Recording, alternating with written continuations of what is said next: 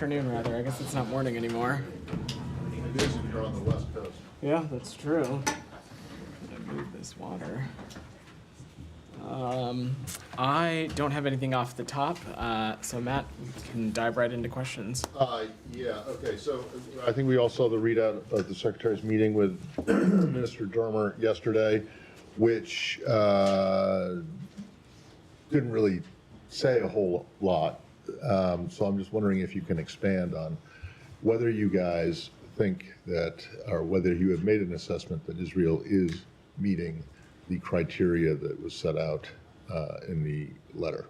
Sure. So I'm sorry that you found it unsatisfactory, but No, I didn't say it was unsatisfactory. I just said it didn't say a whole lot. let me make a couple of points. So over the past 30 days, Israel has taken a number of steps to address the measures laid out in the letter that Secretaries Blinken and Austin sent earlier in October.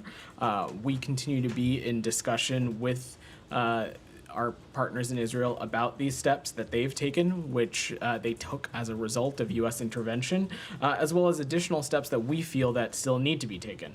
Ultimately, Matt, the U.S. Continues to be the largest provider of humanitarian assistance to the Palestinian people, and we're going to continue to do everything we can to surge humanitarian assistance to people in Gaza. And ultimately, our view continues to be that the only long-term solution to alleviating the suffering of Palestinians in Gaza is bringing this war to an end, and we're going to continue to work to achieve that. The Secretary raised all this with Minister Dermer yesterday. Okay, but I don't believe I heard an answer to my question in there. Look, Matt. Are they have they met? You guys yourself set this 30-day deadline. Today is the deadline. Did they meet? Did they meet it, or did they not? So I think first, when it comes to assessing the humanitarian situation in Gaza and the region writ large, I think it's important to remember that we have constant evaluations ongoing and constant assessments ongoing about the circumstances. And first, let me just say, specifically, before I answer your question, that we've seen some steps being taken over the past 30 days. Specifically, we have seen the reopening of the Erez crossing. We have seen a new crossing at Kisufim open. As it relates to the Jordanian Armed Forces corridor, we have seen a wave of a waivement of certain customs requirement that humanitarian organizations had previously said was an obstacle. We've also seen some additional delivery routes open within Gaza, including Bani Suhelia Road, expanding the use of the Israeli fence road, as well as repairing the coastal road. We've also seen some deliveries resume and restored in the north, first to Gaza City, and in this most recent week to areas surrounding Jabalia. We've also seen the expansion of the Musavi humanitarian zone, and we have seen the institution of periodic operational pauses. This is all to say, Matt, we at this time have not made an assessment that that the Israelis are in violation of U.S. law. But most importantly, we are going to continue to watch how these steps that they've taken, how they are being implemented, how that they can be continued to be expanded on. And through that, we're going to continue to assess their compliance with U.S. law. We've seen some progress being made. We would like to see some more changes happen. We believe that had it not been for U.S. intervention, these changes may not have ever taken place. But most importantly, we want to see continued progress, and that's what we're looking for. All right. So essentially, there isn't going to be any consequence for Israel not meeting the.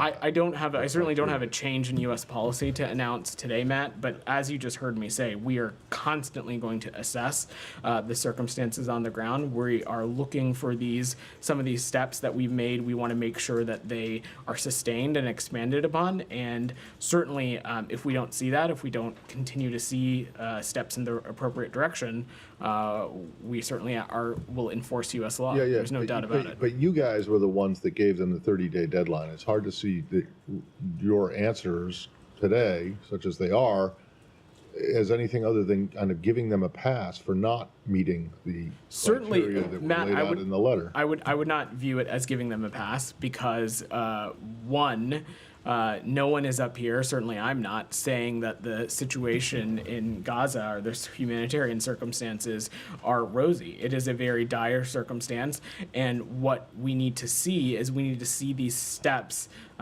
acted on. We need to see them implemented, and the ultimate hope is that through these steps, some conditions have been created in which we can see things like additional aid, additional food trucks, additional measures being taken that ultimately will be beneficial to the Palestinian people in Gaza. That's what we aim to see. And as you've heard me say, and as you've heard Matt and the Secretary say previously, if we don't see steps being taken, we of course will appropriately enforce U.S. law. But So correct me today, if I'm wrong, isn't that what you guys said a month ago?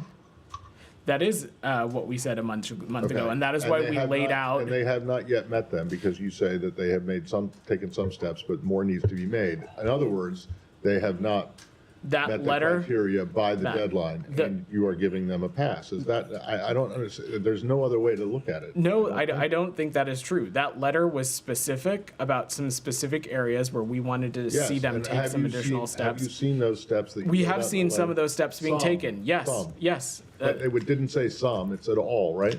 Matt, the point is more than any singular step, we outlined a number of steps that we wanted to see taken.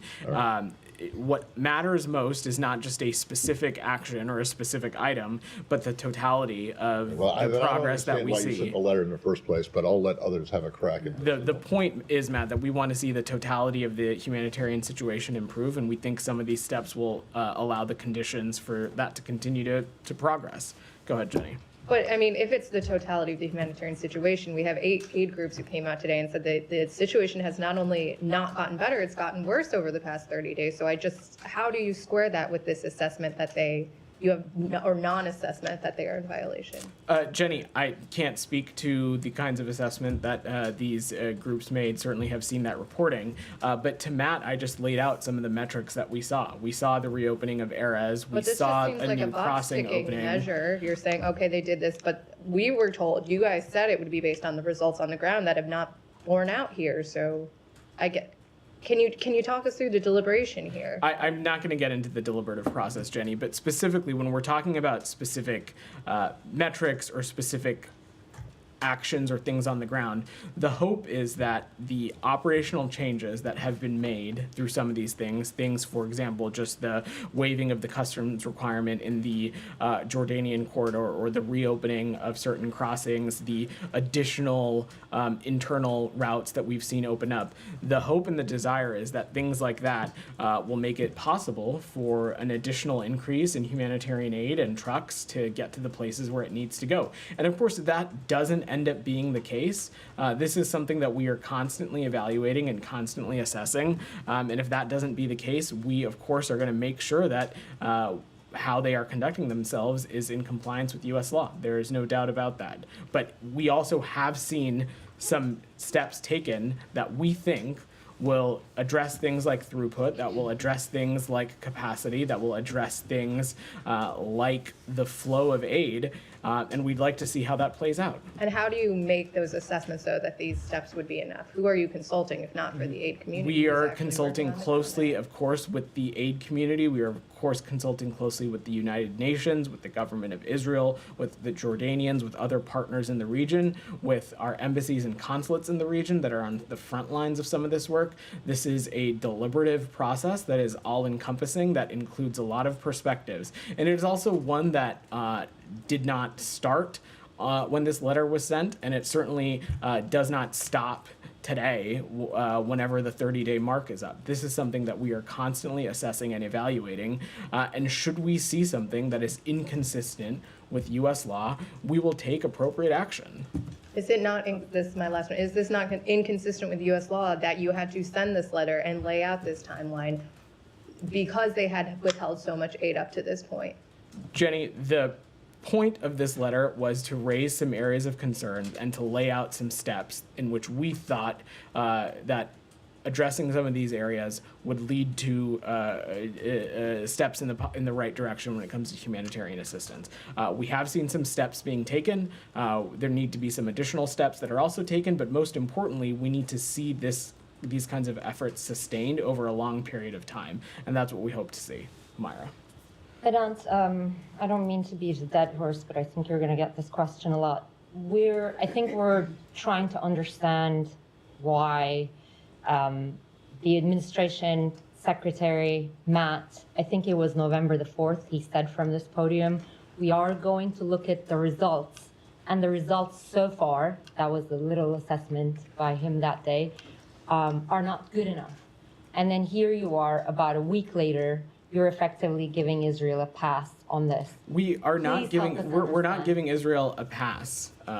First of all, the efforts and the things that we had seen in place a week ago certainly were not satisfactory. But I am standing here before you with new and additional information. It is up to you to intake it or process it however you like. But when we were talking about this last week, just again, the new crossing at Kisufim, that had not been opened.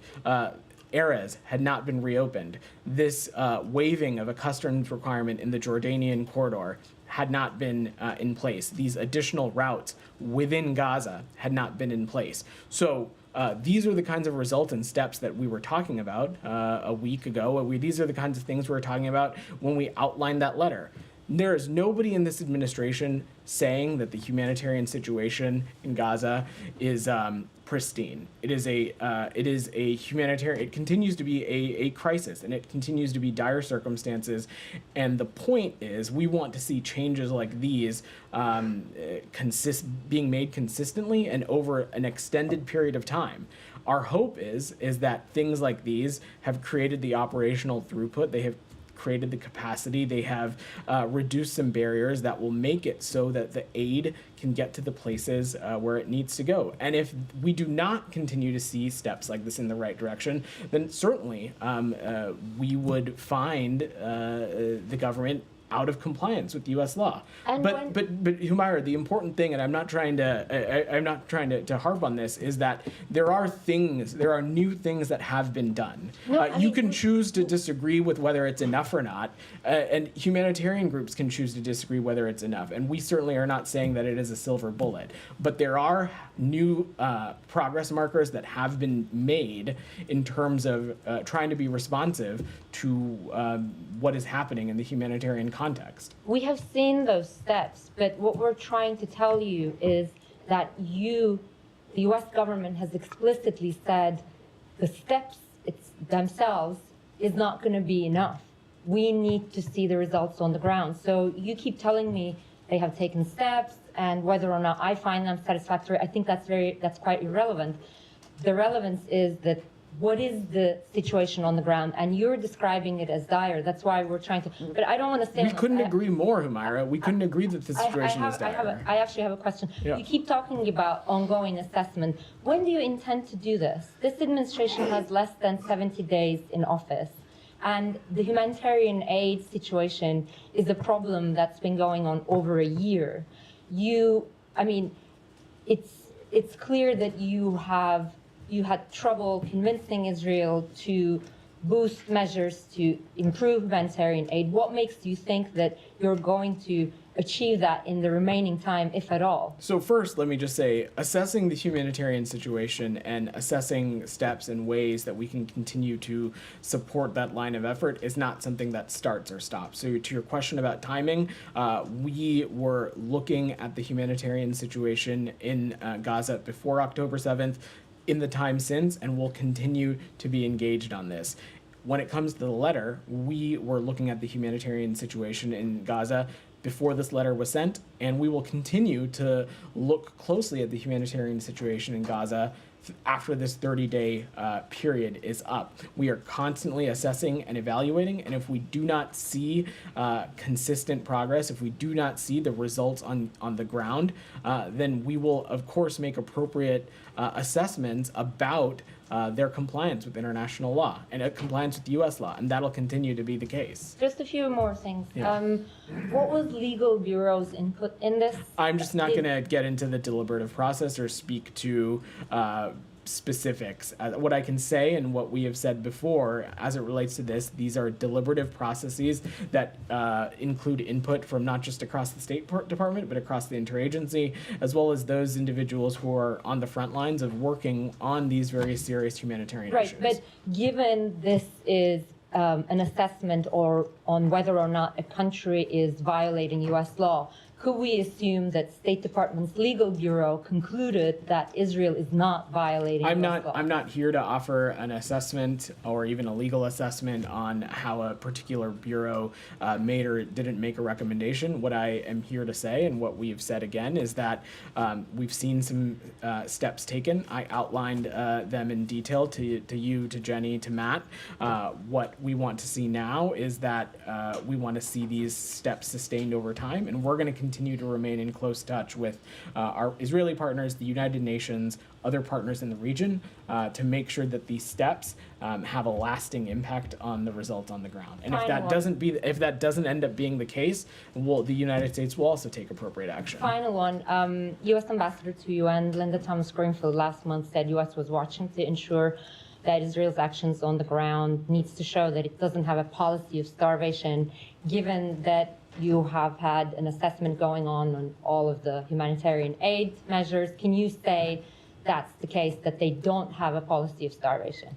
I don't have a specific assessment to offer, Humaira. What I can say is that there has not been a conclusive finding of that, or at least I don't have one to offer from this government. What we are hoping is that these steps and them contributed with the additional steps that we would like to see happen can, again, as I said to Jenny, create the space, these operational changes create the space and the capacity to increase the number of trucks, the types of aid, and to make sure that the product can get where it needs to go. And it is absolutely incumbent upon the government of Israel and the United Nations and other partners to ensure that it actually does that. And we are going to take our responsibility in this incredibly seriously, and we'll be making sure to work hard with all the relevant interlocutors to see that happen. Let me go to Shannon, and then I'll come to you, Sean. Go ahead. Thank you. Assuming this is on topic. Yeah, Oh, same go topic. Go ahead. Can you, backing up a little bit, explain the logic of setting a 30-day deadline if the end result was going to be that we're hoping to have these continuous assessments, continuous improvements, even though all of those demands haven't been met? Why set the 30-day deadline? Because when this letter did surface, there was a lot of speculation that perhaps this was a way to kind of kick the ball back beyond the election. So look, we make foreign policy and national security decisions because they are in the interest of the United States, in the interest of the American people, in the interest of the region, not for any electoral political reason. This letter was sent because the Secretary of State and the Secretary of Defense had legitimate and serious concern about the humanitarian crisis in Gaza. This department and the Pentagon had some specific concerns about the lack of progress in some specific areas, and it had some recommendations on what steps we think, specifically the IDF, COGAT, the government of Israel writ large, could take to further enhance the humanitarian situation in Gaza. It's been 30 days. We have seen some of those steps being taken. Again, I outlined those already. There are a number of steps that we think also additionally could be taken, and will continue to remain engaged on those issues. But again, 30 days ago, much of the things that I outlined to Sean, to Jenny, to Humaira, those things had not happened yet. And so those are important steps in the right direction. We need to see more, we want to see more, and we're going to continue to be engaged on making sure that more happens, and ultimately, though, that these steps have a tangible result. That's what this is about. Talking about the operational changes, so far in the month of November, only 624 trucks have entered into Gaza, according to COGAT, and the letter calls for 350 a day. So are these operational changes that you've seen, can you reasonably assess that going forward, in 2 days, the amount of trucks that have been able to enter in almost 2 weeks will be achievable? I'm not going to speculate on a specific metric, Shannon, but that is our absolute hope. Our hope is that these kinds of changes will make it possible for these kind of increased metrics to be seen. And now it is inherently incumbent on the government of Israel, on the United Nations, on other partners to put that into action. And we certainly are ready to stand at the ready to be continued engaged on this to get that across the finish line also. Yeah, Sean, go ahead. Can I follow up with a couple questions? Yeah. You said one thing. You said that where we were last week, that it certainly was not satisfactory a week ago. Should the interpretation be that the things in the ensuing week that's not satisfactory? I know you said it's dire, that it's not pristine, but are these satisfactory measures essentially? These are steps that we think that are responsive in part to the letter that the secretary sent. It addresses some of the specific concerns that letter raised. Again, I'll use the Jordan corridor as an example. That letter from Secretary Blinken in Austin expressed some areas of improvement that can be made on the Jordan corridor. One of the steps that I shared with you today was an example of such a metric. There's also been additional border crossings open and additional routes opening. So there have been new things that we're seeing. The overall humanitarian situation in Gaza continues to remain unsatisfactory, but in the context of the letter, it's not about whether we find something satisfactory or not. It's that what are the actions that we're seeing. These actions that we have seen, we think that these are steps in the right direction. We want to see more steps. We want to see these steps sustained over a significant period of time, and ultimately, we want to see these steps have a result on the situation on the ground, and that's what we're going to continue to be engaged on. Sure. A number of people have asked you about the 30-day deadline, how that obviously came after the election, and how the administration doesn't have much time left. I mean, is there a sense that perhaps this is a sign that the leverage is gone, that this current administration has? It's not so long before. Again, Sean, the 30-day time period was not about any particular day on a calendar, and it certainly wasn't about electoral politics. It's that things take time. It's that processes, especially in such a volatile region, sometimes take time to unearth and to move forward. And so today we have seen some progress in that space. We've seen some additional crossings. We've seen some additional routes within Gaza. We've seen the adjustments made to the Jordan corridor. We intend to continue to work at this and see more. And just a second. I mean, but in terms of, even if it was not part of the electoral calendar, I mean, it's, but we're saying, but in terms of if the U.S. isn't taking action at this point, and the clock is ticking anyway, what makes you think that there would be any leverage that the U.S. has at the end toward the end of this? Well, Sean, I'll just say that we all know what the election result was. I don't need to point that out to anybody. But here we are, about a week and a half after that, with some new progress points that we can point to, with some actions that the Israeli government has taken that we think would not have happened had it been for U.S. intervention. So we continue to think that our role, our engagement, our diplomacy has a space. It has a role to play. It has a serious role to play. That is at the core of what this secretary and this president believe. And we're certainly going to continue to engage and work really hard at this. Ultimately, it's at the end of the day not up to us, but we think that it was U.S. engagement that led to these progress points being met, and we're going to continue to work at it. Can I just do one slightly, some people might ask more specifically on this. Can I just see one additional aspect on the conflict? Qatar. I'm sure you saw over the weekend the statements coming out about Qatar stepping back a little bit from mediation. Is this a disappointment? Does this show that there perhaps are not as many hopes right now for brokering something? So first, Sean, let me say a couple things. We have, going back as far as we all can remember, have been explicitly clear with countries around the world that certainly it can no longer be business as usual with Hamas. As it relates to decisions and things that are being discussed between our Qatari partners and Hamas, I will defer to Qatar to speak to that, and I'm not going to get into those private conversations. We're continuing to pursue a number of initiatives to secure the release of hostages. That work is ongoing. We have not given up hope, and it's critical to us to get a deal done as soon as possible, especially so that we can bring the remaining hostages home to their families. They have now been held in captivity for over 100 days in what can only be unimaginable conditions. And so ending the terrible suffering of the Palestinian people in Gaza also is tantamount, and we're going to continue to work at this. Our view is that if Hamas wants a ceasefire, which they claim they do, they need to engage, and right now they're not. Just a final one for me. I mean, is your interpretation that is it your view that the mediation by Qatar is basically done for the moment? I mean, do you actually see things that are ongoing, or is it? So let's not forget, Sean, that going back to, I want to say even before the summertime, Qatar, the United States, Egypt have played immeasurable mediating roles. That I have no doubt will continue the role that they are going to play. I'm not going to speculate on what the potential location of Hamas may or may not mean. Again, that is not something I'm going to speak to. I will let others, I will let the Qatari government speak to their own decision making and their own engagements. Saeed, go ahead. Thank you. Going back to the letter, last week when I asked Matt whether it included a figure, a number of trucks and so on.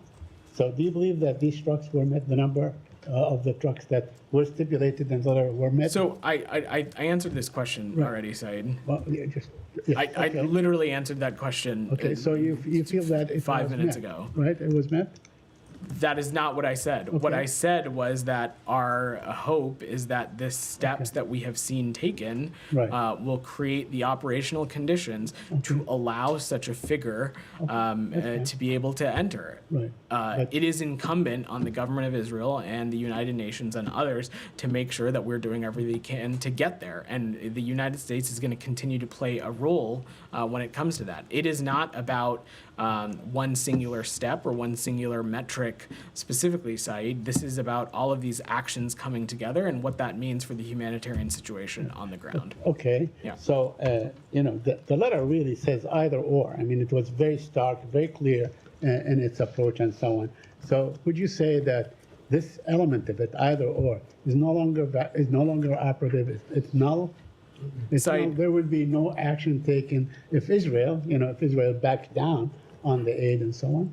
That is the opposite of what I just said, Saeed, again, in that let's see. this is an area that we are going to continue to pay close attention to. Right. And if we do not see consistent progress in this space, if we do not see progress that we find to be satisfactory, we of course are going to continue to, and we will enforce U.S. law, and we will make sure that we're doing so appropriately.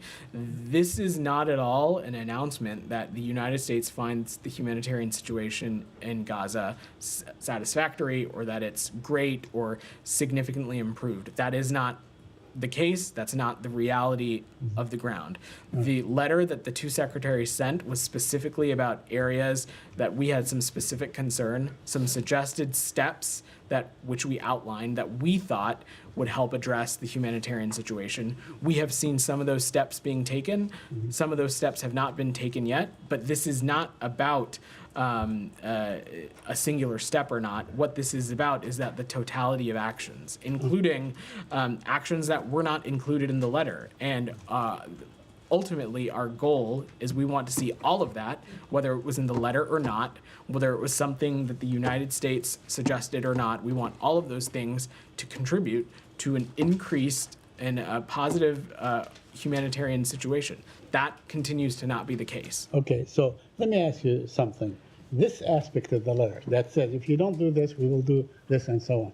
is it still operative, or has it been canceled, or has it been expired, not canceled? Site, we will always be effective implementers of Right. U.S. law. Okay. Currently, we have not made an assessment that they are in violation of U.S. law. That, of course, can change at any time. We are watching these circumstances closely, and we will make appropriate changes within our own policy should we need to if we assess that their compliance with U.S. law has changed. It's as simple as that. I wonder if we can get you to comment on what Mr. Smotrich said, the Minister of Finance, about, once the new president is sworn in, they'll be able to annex the West Bank. Do you have any comment on that? This president, President Biden and Secretary Blinken, have reiterated consistently the clear position of the United States in support of a two-state solution as part of a negotiated process that ultimately will provide an independent Palestinian state with appropriate security guarantees for Israel. The comments that were made by this minister certainly are not conducive to building an enduring peace, and they are incredibly inconsistent with the principles that Secretary Blinken laid out in Tokyo last year. Well, the Cannes news agency, an Israeli news agency, also quoted the prime minister himself as saying exactly that in a closed-door meeting. So is it something that you raise with the prime minister, or something that the president likely to raise, as one of his last actions and so on, to impress upon this prime minister that that the settlements are illegal, that settlements ought to stop, that the West Bank should remain a viable land for a Palestinian state? Saeed, at the corner of our approach to policy when it comes to this region, specifically policy that we think impacts the Israeli people and the Palestinian people, at the center of that is a constant and clear position of the United States commitment to a two-state solution. I will let other people speak to their own points of view. Tom, go ahead. Can I just press you on the trucks, because I didn't hear, you said you've answered questions about trucks, but how many trucks per day have entered Gaza over the last 30 days? I don't have a specific number over the past 30 days for you, Tom. And isn't that was a pretty profound part of the letter, which said, surge all forms of humanitarian assistance throughout Gaza by enabling a minimum of 350 trucks per day. So over the course from November 1st through November 9th, I don't have updated metric beyond that, but at least from November 1st to November 9th, we have seen 404 trucks cross into Gaza. Again, Tom, the point is not that this number is satisfactory. We certainly don't feel it is. But the point here is that some of the steps that we've seen taken, it is our hope that those steps have created the operational conditions to allow for an additional influx of trucks, to allow for an additional influx of aid. It's not what the letter said. The letter says enable a minimum of 350 trucks per day to enter Gaza. And this is in the context of a letter that says you've got 30 days to do it. And failure to demonstrate a commitment to this may have implications under US law.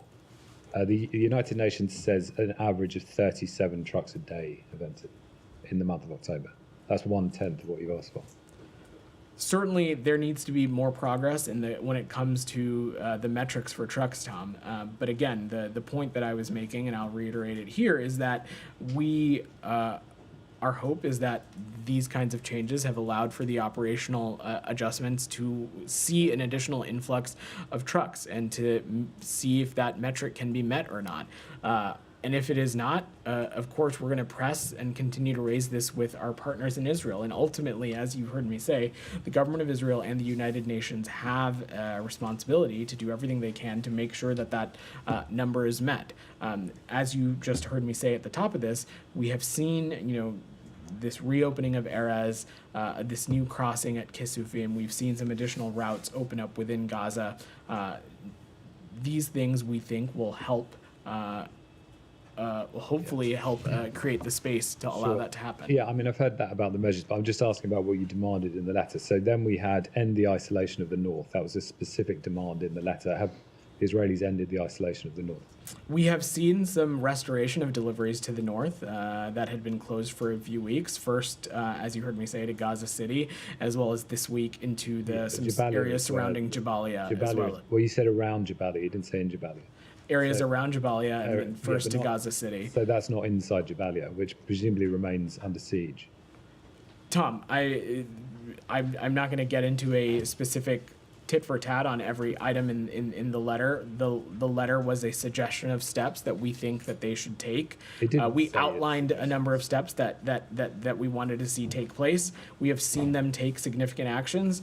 Ultimately, what matters is not one specific step, but the totality of actions, including actions that, as I said to Saeed, were not even necessarily laid out in the letter or not. And whether all of those together lead to an increase in humanitarian assistance, that's what we're looking at, and that's what we're going to continue to pay close attention But to. it's important, isn't it? Because there's 100,000 people trapped in that besieged area, according to the United Nations, where they say there's been no food, there has been no water, there have been daily and repeated denials of humanitarian convoys by the Israeli authorities, which seems in stark contrast to what you're suggesting.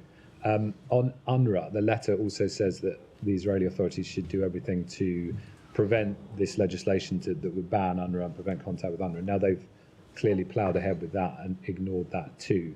So are they listening to you in the letter on that point? Have there been any changes? On the UNRWA legislation specifically, Tom, there are over 2 months to go until the legislation is implemented. We continue to have ongoing conversations about it, and we're going to continue to discuss the implementation of this law with the government of Israel and make clear that that steps that deny vital assistance to civilians could have implications under our law and policy. I'm not going to speculate on what exactly that may or may not look like, given that, as I said, the law isn't being implemented yet. There's still two months to go, but certainly it continues to be an area of concern and one that we're continuing to raise with the government of Israel, and will continue to do so.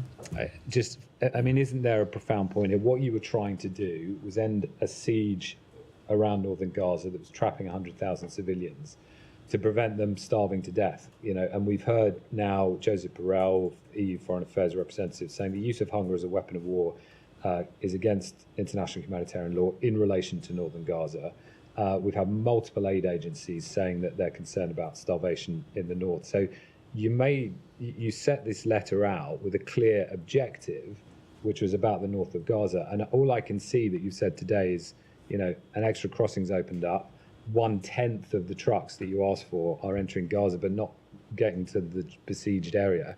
So as far as I can see from what you've said today, absolutely nothing that you've asked for is actually happening. Well, first, Tom, I think it's important to remember that these objectives and our strategic goals don't start and stop just because this 30-day window is up. This is something that we're going to continue to work at and engage closely with our Israeli partners on. Additionally, it is more than just opening up a number of crossings, though yes, that is part of this. We've seen the reopening of Erez. We've seen a new crossing at Kisufim. We've seen this adjustment being made with the Jordanian corridor. We've seen some additional delivery routes within Gaza. We've seen deliveries restored to northern Gaza and areas surrounding Jabalia. We've seen the humanitarian zone in Masavi expanded, and we have also seen the institution of periodic operational pauses. There are absolutely more additional steps that we would like to see, and we'll continue to press and make sure that those are happening as swiftly as possible. Yeah. Go ahead. Thank you, Iran. I have one question about Gaza, and can we move to Lebanon after that? Sure. I just want to also circle around what my colleagues here said regarding the assessment. You are now saying that your assessment is there is no violation, there is some steps being taken, and I keep going back to what Matt said and earlier in the few weeks ago in his comments about that is also on the ground. But I will go with you that you are satisfied with the steps that Israel is taking. You're demanding more. You're demanding more of aid to come inside Gaza. But my question, what makes you assess that the current condition in Gaza is not because Israel is preventing aid from coming in? Because you are dismissing what the aid agencies saying. It's as their own assessment that you don't share it. But what is the reason then for the situation, especially in northern Gaza, to be this dire if it's not Israel violating U.S. law or international humanitarian?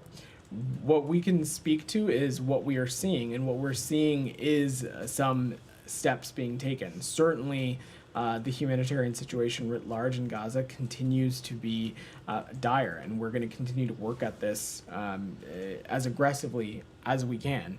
The point of the letter was that the secretaries laid out that in this letter that, as we've made clear in previous engagements with the Israelis, that it is our responsibility to continuously assess Israel's assurances as it relates to the facilitation of humanitarian aid. We're going to continue to make those assessments on the actions Israel takes or doesn't take, as we have done since the beginning of this conflict. And based on some of the small steps that I have laid out for you today, first, again, I would just stress that this is work that continues and is ongoing, and it does not start or stop. But based on some of those steps, as well as additional steps, we have not made an assessment that they are in violation of U.S. law. We are going to continue to watch this space, though, and pay close attention, and we will effectively implement U.S. law. And if we see actions or steps that are inconsistent with the responsibility and assurances that Israel has to facilitate the delivery of U.S. aid, we of course will appropriately implement U.S. law. But if they're not in violation, so from November 1st to November 9, there was 404 trucks come in, right? It's like 45 to 44 trucks a day. This is way beyond, as Tom said, Absolutely. way beyond 350. Why it's not 350, according to your assessment? So again, I don't want us to go down a rabbit hole of specific truck numbers. What our point of view is that some of these operational changes that they have made, that I have outlined in great detail now at this point, we believe that it should be possible to increase the number of trucks that makes it into Gaza every day. It is now incumbent upon the government of Israel, the United Nations, and others, now that there are these operational changes that we think can help with throughput, can help with delivery within Gaza, that can help with getting the aid where it needs to go. Our hope is that with those changes, we can see that number achieved. Before you move to Lebanon, can I just ask you, Yeah. why did you bother to put in 350 trucks a day if it doesn't matter? I'm not going to speak to the I mean, you keep saying you're not going to speak to specific metrics, but you guys are the ones that made those specific. We didn't. We didn't give the Israelis 30 days to do all this stuff. You guys did. And now those 30 days are up. And as you've heard from everyone so far, and these aid groups that came out last night, they haven't met them. And all of a sudden you say that the metrics that you put out don't matter. I had never said that they don't matter. What I said You just was, said rabbit hole. I mean, these are metrics exactly like you've put out. It's not a rabbit hole. meaning I don't want to take up time getting into a specific tit for tat on like truck numbers. But you then have why to did you time. put them in the letter? You can't take Those time. metrics, It's really important. the metrics and the number of, let me just be very clear. The metrics and the number of trucks getting into Gaza every day absolutely matter. It is, I said that to him because I did not want to get into a specific technical conversation on inflows and outflows. I don't have more updated numbers for you beyond the ones what I said to Tom.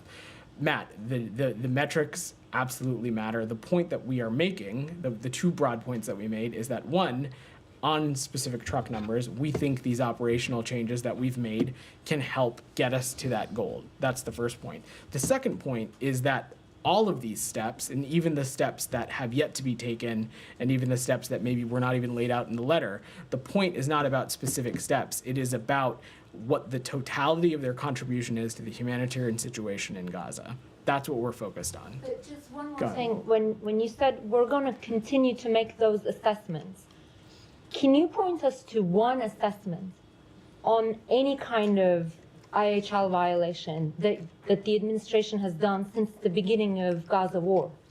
Humaira, since October 7th, when we have seen certain things take place that are inconsistent with perhaps maybe how we would have gone about such a endeavor, or they are inconsistent with international law, we have raised those and addressed those specifically. Oh, you have seen things that were what- inconsistent with IHL?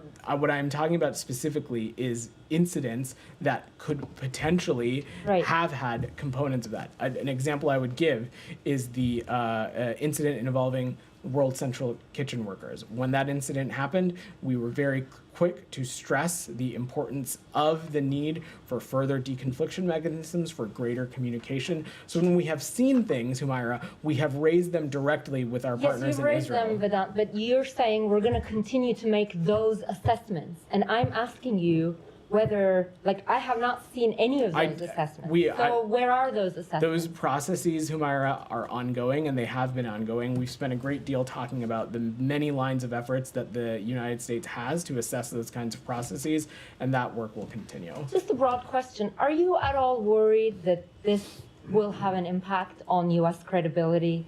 You have clearly put out a letter, laid out specific criteria, and gave a specific deadline. And right now, you are basically not making an assessment line by line, or you're effectively saying, oh, that deadline was just to encourage them to take some steps.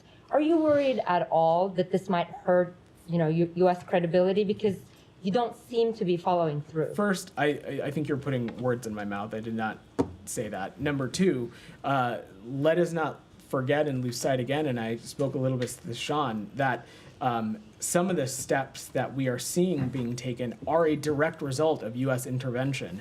Over the course of this entire conflict, we have seen steps that are undertaken because of U.S. intervention and the role and the kinds of engagement that our diplomacy has had. So that I take that to mean that we are credible voices and we continue to be credible actors in the region. And time again, what we have found to be true through our engagement and our diplomacy is that perhaps interlocutors may disagree with the United States on policy, may disagree with our approach, may disagree with a policy that other countries are pursuing.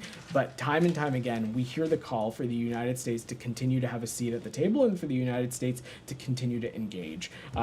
From the immediate onset of October 7th to now, there have been a number of instances in which our engagement has unearthed results as it relates to the conflict, results as it relates to humanitarian aid, what have you. So, Can I Go ahead. go to my question on Lebanon? Okay, I imagine Michelle also wants to go to Lebanon, but go ahead. There have been reported now circulating in the last couple of days that a deal or some kind of deal in Lebanon could be reached. Lately now by journalists are quoting the special envoy Hochstein that we are very close to reaching a deal to cease hostilities in Lebanon. Can you elaborate on that? So look, I'm not going to speculate on what's in the press reporting and not. What I will say is that ultimately we feel strongly that the only viable path as it relates to Lebanon is a durable peace, is one that has a diplomatic resolution, one that gives a viable path to a durable peace and security in the region, one that, you've heard us say this before, creates the conditions for civilians to be able to return home on both sides of the border. But I am not going to get into the specifics of the process and the negotiations beyond that. My last question is that what has been reported that the Israeli demands is for Hezbollah to abide by the 1701, your resolution, and withdraw above the Litani River, disarm, and the Israelis be able to go back to their cities and the towns in the north. Hezbollah yesterday said that nobody is talking to them regarding any deal coming around. They know that there have been some diplomatic movements around, but nobody's talking to them, and they will never disarm. Does this give you any hope? Well, that sentiment is exactly why you and I are even having this conversation, because in 2006, 1701 was pretty explicit in what the expectation was. It was to withdraw up past the Litani River and for Hezbollah to disarm. We have yet to see that, and that is why we continue to be in this place where we are.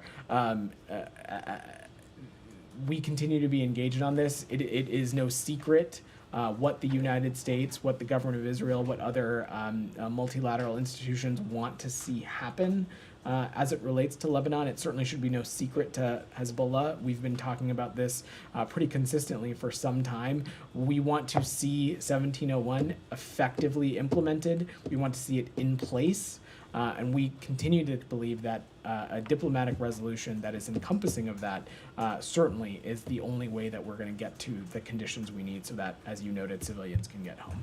Michelle, go ahead. Do you see Yeah. any role that Russia can play in the diplomatic solution in Lebanon, especially that an Israeli official has visited Moscow, and can you rely on Russia to prevent Iran and the Syrian regime from smuggling arms to Hezbollah to Lebanon? Look, I will let Minister Dermer speak to any of his travels as it relates to Moscow. I'm certainly not going to get into that. And additionally, I'm not going to speculate on what kind of role Russia may or may not play. And Jenny, Israel started to talk today about the second phase of the war in Lebanon. Are you aware of this? I will let them speak to their own military operations, but as I was speaking to your colleague, what we want to see is a diplomatic resolution, one that creates the conditions for civilians on both sides of the blue line to be able to return home. Jenny, go ahead. Thank you very much, Yeah. President. A few questions on Russia and North Korea. Sure. Russian President Putin rationalized the dispatch of North Korea troops by signing a military treaty between North Korea and Russia, which was ratified by the Russian parliament. He also said the joint military exercises would be possible between North Korea and Russia. What is your reaction on this? So, you've heard us talk about this before, Jenny. We are incredibly concerned by Russia's decision to turn to the DPRK to supply soldiers to continue their brutal war against Ukraine. Today, I can confirm that over 10,000 DPRK soldiers have been sent to eastern Russia, and most of them have moved to the far western Kursk Oblast, where they have begun engaging in combat operations with Russian forces. Russian forces have trained the DPRK soldiers in artillery, in UAV, and basic infantry operations, including trench clearing, which are critical skills for frontline operations. However, Russia's battlefield success using these DPRK troops will in large part be dictated by how well the Russians can integrate them into their military. Some of the challenges they would need to overcome are interoperability, the language barrier, command and control, and communications. The United States is consulting closely with our allies and partners in other countries in the region on the implications of this, on these developments. As you still all know, the Secretary, of course, is on his way to Europe for engagements at NATO and the European Union, where I have no doubt this topic will come up and be discussed, and will continue to consult appropriately in close coordination with allies and partners. And at the direction of President Biden, we're continuing to surge the security assistance that we are providing to Ukraine as well. You said that 10,000 troops, but this weekend President Zelensky said that they were fighting 50,000 Russian troops, including North Korean troops. Can you confirm this? So I will let our Ukrainian partners speak to their own assessments that they are offering, but from our end, we can confirm that there are over 10,000 DPRK soldiers that have been sent to eastern Russia. Lastly, Russian Foreign Minister Lavrov said that the concept of North Korea's denuclearization is already a closed issue. How will the United States achieve denuclearization on North Korea? That continues to be at the cornerstone of our approach to the DPRK. We want to see the complete denuclearization of the Korean Peninsula. We're continuing to engage trilaterally on this as well, in close coordination with the ROK and Japan, as well as other Indo-Pacific partners on this. Leah, go ahead. Yeah. This Thursday, Peru's massive new Chinese-funded Chancay port will be inaugurated. What security and political concerns will the U.S. have about this port? So, look, I will let our Peruvian partners speak to any infrastructure projects that they have. Again, our longstanding belief has been that it is ultimately for countries to choose and to dictate their own foreign policy. What we are focused on in our bilateral relationships with countries around the world, whether it be Peru, whether it be someone else, us is what the United States and what a partnership with the United States can bring for not just the people of the United States, but also the people of Peru. The president, the secretary look forward to heading to Peru later this week for the APAC meetings. It'll be an important fora to discuss and engage on some really important issues, especially around trade and economic and energy issues, and we'll let those conversations play out. Go ahead. Thank you so much. About Bangladesh. Yeah. How does the U.S. View the recent action preventing Awami League activists from organizing a political rally in Dhaka on November 10th? What message does the U.S. have for the interim government led by Dr. Yunus and his supporters have previously advocated for freedom of speech and assembly? So we support the freedom of expression, peaceful assembly, and association for all, including dissenting and opposition voices. These freedoms, in our point of view, are essential elements of any democracy. We routinely communicate that support to all our partners, including the interim government of Bangladesh, and upholding and protecting these freedoms for all Bangladeshis is necessary to ensure a true democratic future for the country. Thank you so much. A recent report says that they've removed press credential for 184 journalists in Bangladesh, including the bureau chief of Associate Press. What step is the U.S. considering to address this restriction on press freedom to support the rights of safety of journalists in Bangladesh under these circumstances? Just to give you one information that recently, the Committee to Protect Journalists already sent a letter to Dr. Yunus. What is your statement on that? I'd not seen that reporting. Of course, if it's true, would be unfortunate. It is our strong point of view that an engaged free press is vital to covering any situation, including, of course, the situation in Bangladesh. Press freedom and media freedom is important to the president, important to the secretary, and we would encourage and want to ensure that the rights and freedoms of all journalists are being appropriately respected. Shannon, go ahead. Thank you. Yeah. On Haiti, the FAA has just issued a flight ban for the next 30 days. Do you have concerns about American citizens who might be in the country being able to travel out at this point? So, Shannon, the best thing that any American citizen who continues to be in Haiti can do is to enroll in our Smart Traveler program and to stay in touch with the State Department about updates as it relates to how those travel restrictions may or may not change, receive updates about safety and security updates, and make it easier for the U.S. Embassy to contact them in emergency. I also would be remiss if I did not use this opportunity to remind that for quite some time, even before the Biden administration, Haiti has been at a level 4, a do not travel country. We have advised U.S. citizens to not travel there since March 5th of 2020. Does the State Department still support the work of the Transitional Council in Haiti? That we do. So as many of you guys saw, we put out a statement on this earlier today. We welcome the TPC and the new Prime Minister and their commitment to release a joint action plan outlining their vision to improve the security and governance in Haiti. We look forward to working with the newly appointed Prime Minister, and the acute needs of the Haitian people, in our point of view, requires the transitional government to prioritize governance over personal and political interests, and we'll continue to be deeply engaged on this. Julia, go ahead. Yeah, go ahead. Yeah. Give it on.